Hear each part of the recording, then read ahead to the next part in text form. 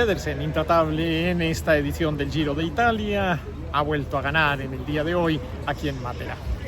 Top. Y arrancamos estos 10 minutos de contrarreloj individual con el análisis de las noticias más importantes del mundo del ciclismo de ruta, hoy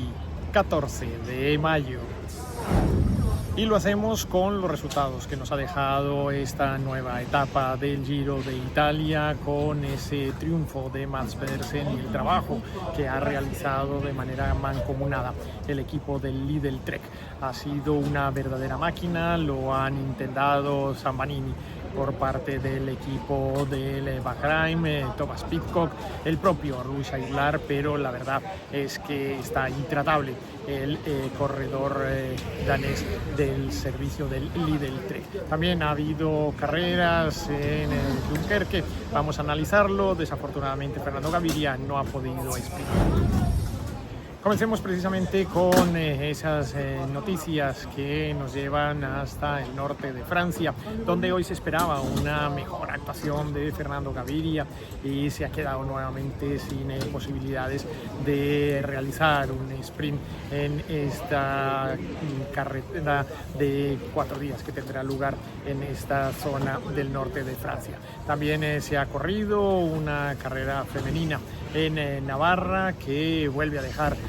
muy interesantes resultados que tienen que ver pues con esa presencia de la juventud y de cómo cada día gana más fuerza la participación de las mujeres en competiciones cada vez más exigentes. Y desembocamos lógicamente en la etapa número 5 del Giro de Italia, donde hoy hemos podido ver el poderío que ha puesto sobre la mesa el equipo del Lidl Trek, pese a haber perdido algunas de sus unidades en el día de ayer tras esa terrible caída en la que se vio afectado uno de sus principales bazas, como el corredor danés Kork. Hoy han vuelto a dominar y Matías Vasek y lógicamente el propio Mads Pedersen han hecho una carrera de control fabulosa que les ha permitido llegar con la distancia suficiente para por media rueda no permitir que Eduardo Zambanini, el corredor de Bahrain Victorious, pudiera hacerse con la victoria en esta etapa. Lo que ha venido realizando en la etapa 1, en la etapa 3 y en el día de hoy el equipo del Lidl Trek habla de la capacidad y fuerza que tienen para esos puntos importantes en donde la carrera se pone dura y ellos se fuerzan lógicamente al resto del pelotón, se quitan de encima a prácticamente todos los sprinters y a todos los hombres rápidos y se quedan realmente los que tienen más capacidad, más fuerza para poder disputar las etapas. Y en ese terreno pues Mads Pedersen es prácticamente intratable, y salvo lo que sucedió en el día de ayer con ese triunfo de Casper Van Unden, que le ha permitido primero al Picnic obtener un montón de puntos importantes en la clasificación de la UCI, porque ese triunfo para los corredores del equipo holandés es fundamental. Pues salvo esa situación, en el día de hoy han vuelto otra vez a dominar, a controlar la carrera y a hacer el trabajo que ellos vienen realizando desde la etapa número 1. Hay que dedicarle un capítulo especial al equipo del Movistar. Por Luis Aular ha hecho hoy una nueva presentación muy positiva. Esta vez digamos que le costó un poco más, porque según nos pudo explicar una vez que había terminado la etapa, se había cometido algún error en el desarrollo de la misma, y esto provocó que en la última ascensión de 800 metros haya entrado con cierta desventaja y falta de piernas, con lo cual pues no pudo terminar de redondear la faena y se estaba enfrentando verdaderamente a unos monstruos que no le permitían lógicamente fallar lo más mínimo, y esto pues al final es lo que termina sucediendo, se termina cobrando muy caro cualquier tipo de error o fallo. Sin embargo, el corredor venezolano al servicio del Movistar ha hecho una gran cantidad de puntos con la tercera posición en la etapa 1, tercera posición en la etapa 3 y hoy en esta etapa número 5 que también le ha permitido sumar nuevamente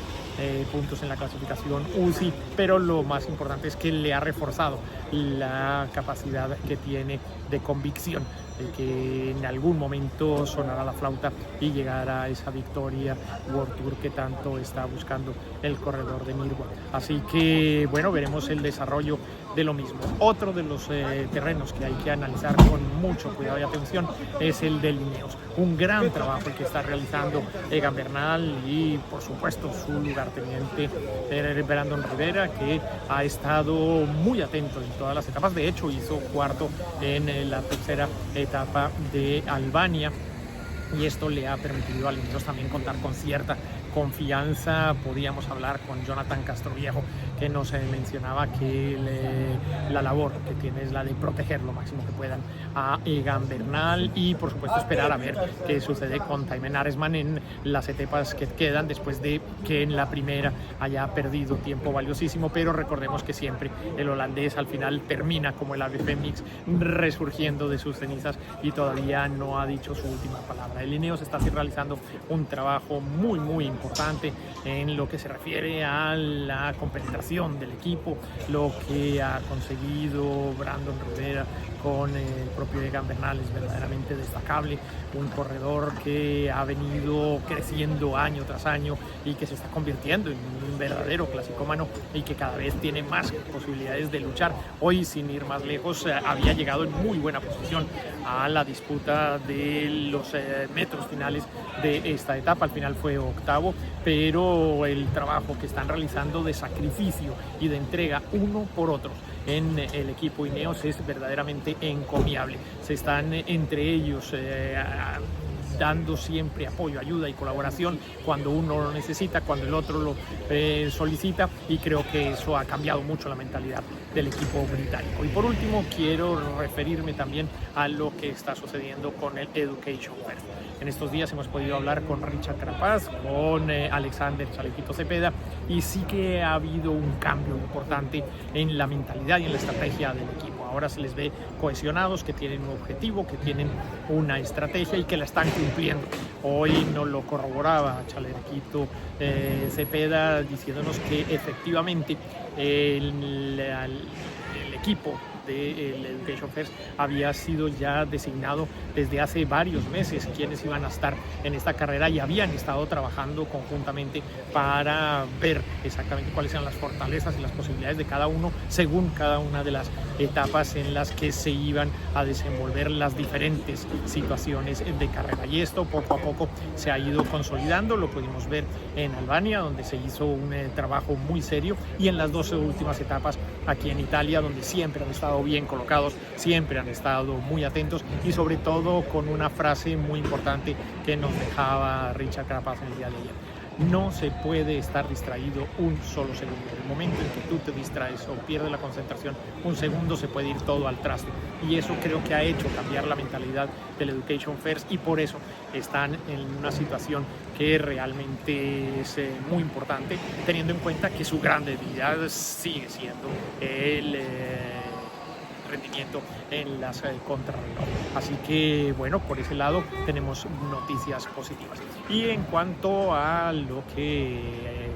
suma con Einer Rubio, hoy podíamos hablar con el corredor colombiano del Movistar, y nos decía que bueno, que de momento tiene las esperanzas intactas en lo que queda de Giro, que hay muchas opciones de hacer todavía muchas cosas, que hay etapas que se pueden ganar, se puede luchar por la clasificación general, si bien tiene que hacer un trabajo encomiable en la etapa de Pisa, que es una contrarreloj individual donde evidentemente va a tener que dar del do de pecho, porque no puede darse el lujo de perder mucho más tiempo, que va a ser muy difícil luego de recuperar si quiere meter la cabeza entre los 5 primeros o entre los privilegiados de la carrera. Así que eso también resulta época sumamente importante para el corredor colombiano, y veremos cómo va evolucionando la estrategia y el diseño de los movimientos que tiene el equipo del Movistar. Así que con todo esto, mañana tenemos la etapa más larga de esta edición del Giro de Italia. Si bien se espera que llegue al sprint, hay muchas alternativas, una subida de tercera categoría, luego una subida de segunda categoría. Si bien no están muy cerca de línea de meta, sí pueden hacer mucho daño a los sprinters, pero veremos cómo lo plantea el equipo del Lidl Trek y cómo responden los otros equipos. Mientras tanto, los invitamos a que nos acompañen en bicicleta. Yo soy Iñaki Berrueta.